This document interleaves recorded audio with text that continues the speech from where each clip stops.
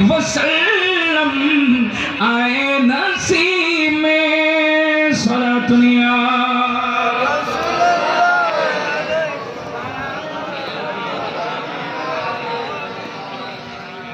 আপনাদের কষ্ট হচ্ছে?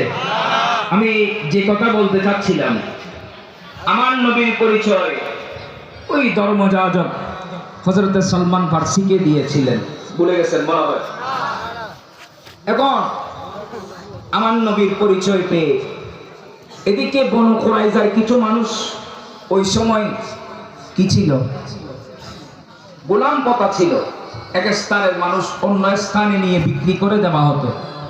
হযরত সালমান ফারসি রাদিয়াল্লাহু তাআলা বলতে লাগলেন, আমাকে বনু কুরাইজার কিছু মানুষ ক্রয় করে নিলেন।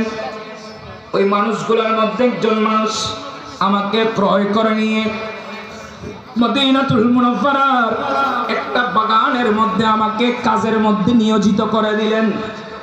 মদিনা শরীফে নিয়ে আসছে, তখন তো আর মদিনা ছিল না, নাম ছিল কি? ইয়াসরিফ। বলেন না, নাম ছিল কি? ইয়াসরিফ। আমার নবীর কদম শরীফ পড়াতে সেটা আর ইয়াসরিফ নাই, সেটা মদিনা হয়ে গেলেন, তয়বা হয়ে গেলেন। বলুন সুবহানাল্লাহ।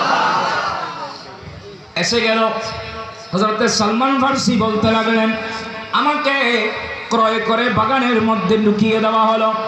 আমি চাষবাস করছিলাম, গাছগুলা পরিচর্যা করছিলাম, ওই বাগানের মধ্যে কাজ করতেছিলাম। এভাবে কিছুদিন থাকতে থাকতে থাকতে থাকতে আমি শুনলাম আল্লাহর নবী দুনিয়ার বুকে তশরিফ এনেছেন। শুধু তাই নয়, আমি জানলাম ওই নবী মক্কাতুল মুকাররমা থেকে হিজরত করে মদিনাতুল মুনাওয়ারায় আগমন করছে।